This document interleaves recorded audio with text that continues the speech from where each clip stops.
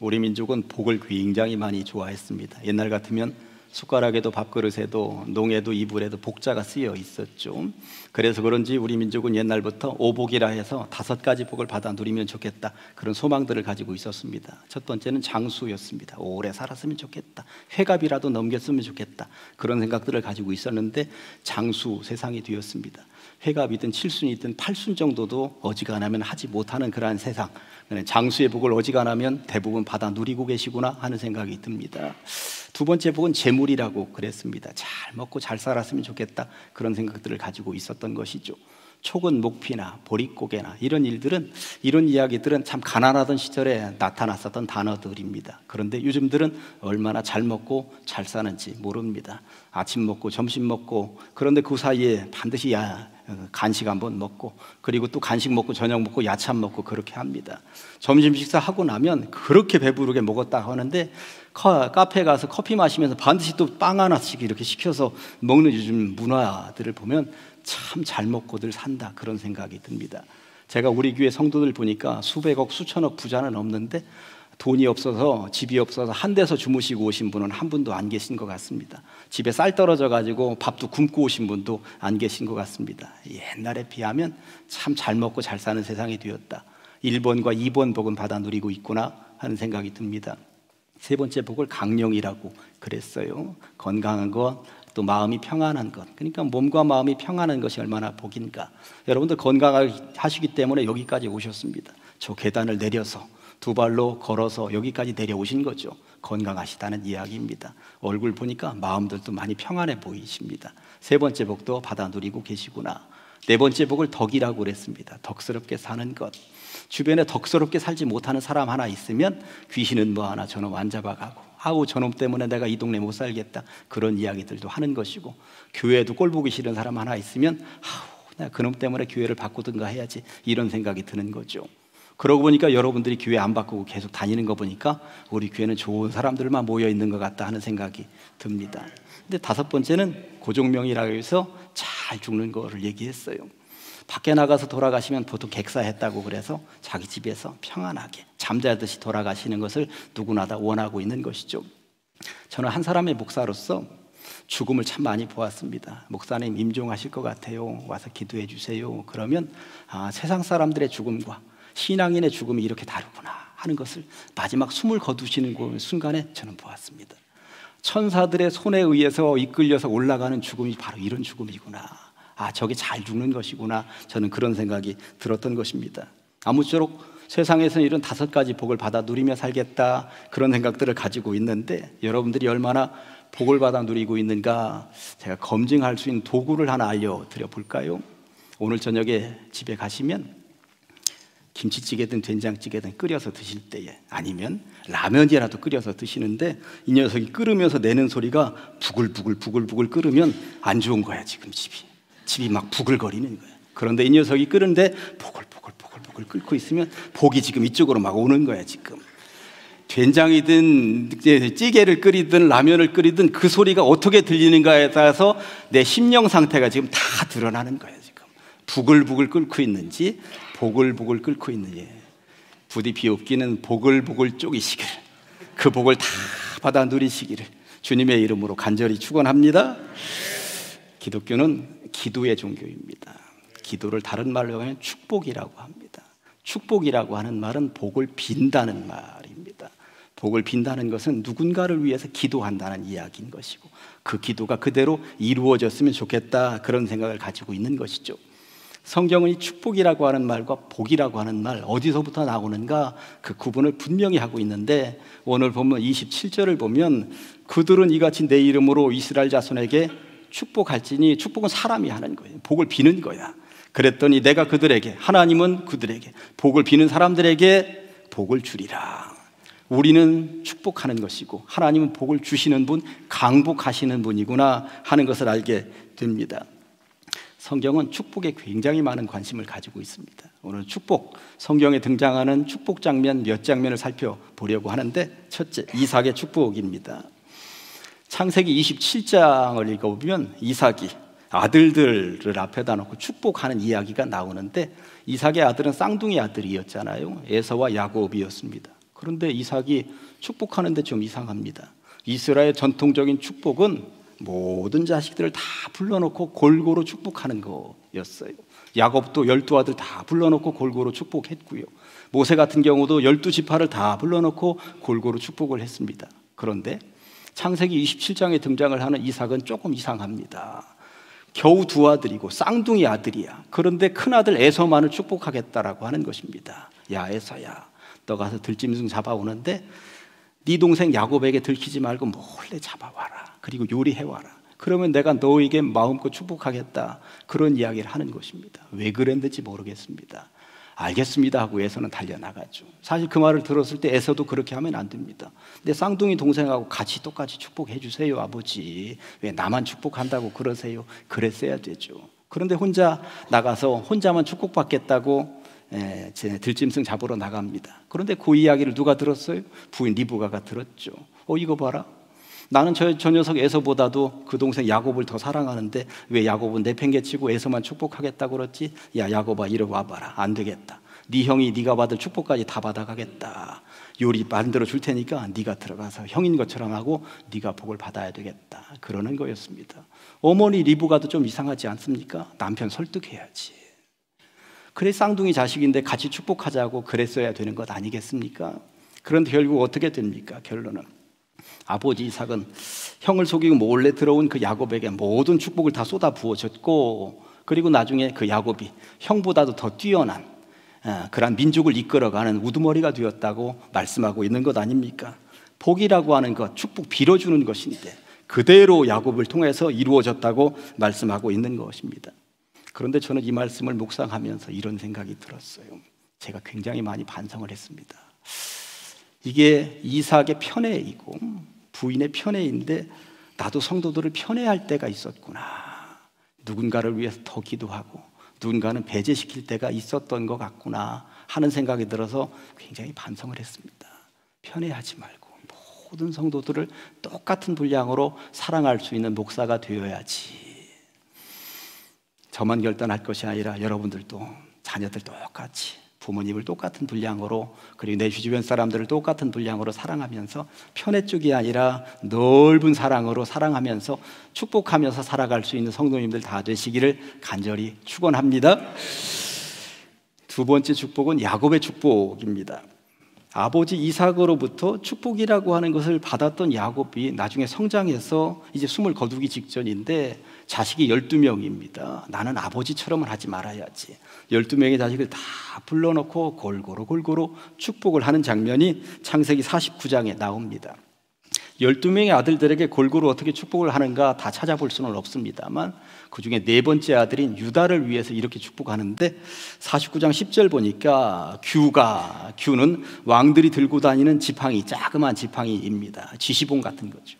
규가 유다를 떠나지 아니하며 통치자의 지팡이가 그 발 사이에서 떠나지 아니하기를. 와, 네 번째 아들인데 유다가 대단한 인물이 되는구나. 왕권이 유다를 통하여서 그대로 이루어지는가 보다.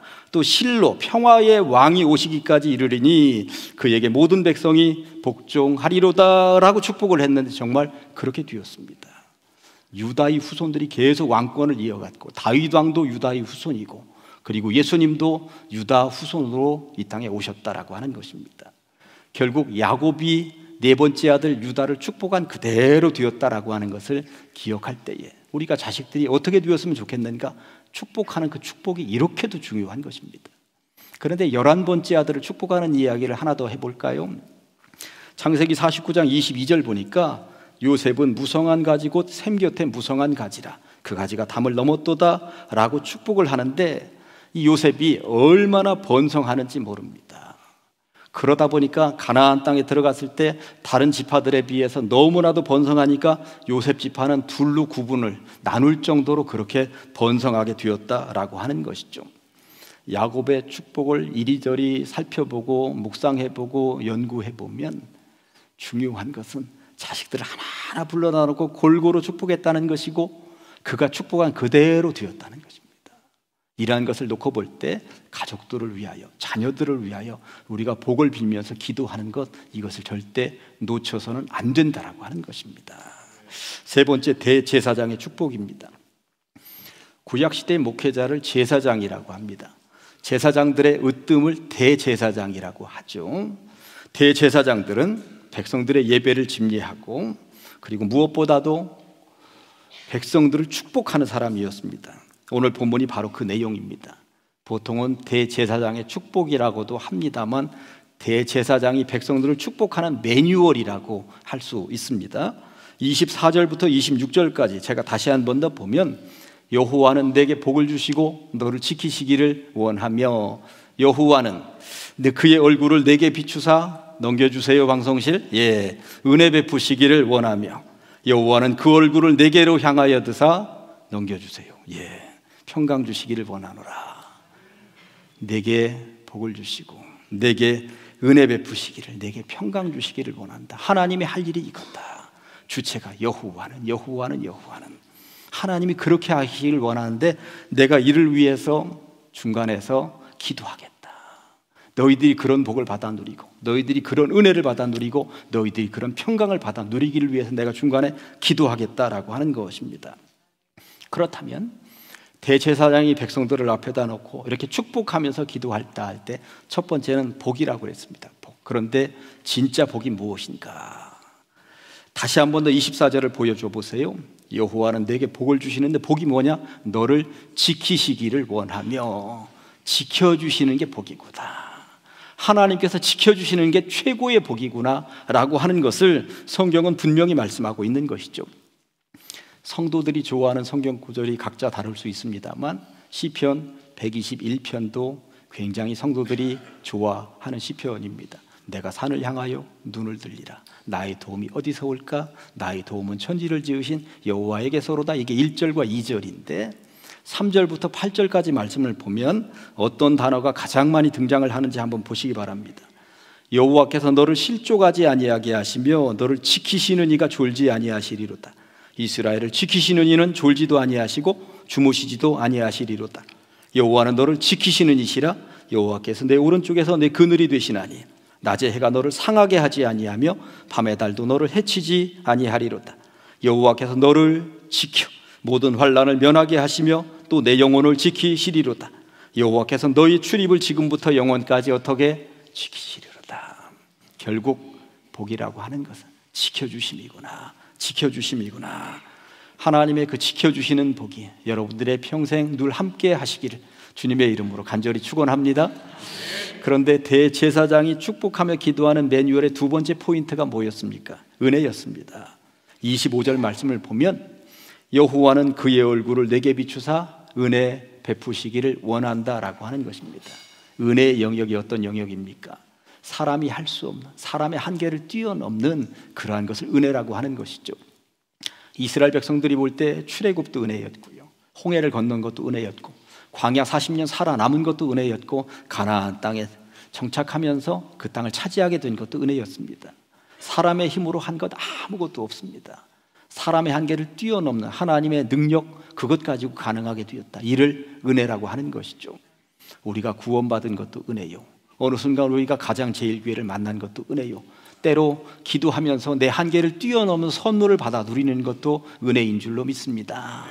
하나님께서 당신의 얼굴을 우리에게 비춰주시기만 하면 그런 은혜를 받아 누리게 될 것이라고 대제사장이 축복하며 기도한 것 그대로 되어지는 줄로 믿습니다. 아무튼 다시 한 번 더 25절을 보면 여호와는 그의 얼굴을 내게 비추사 은혜 베푸시기를 원하며 강한 빛으로 비춰주시는 은혜, 이런 은혜를 통하여서 살만한 세상이 될 수 있으시기를 간절히 축원합니다.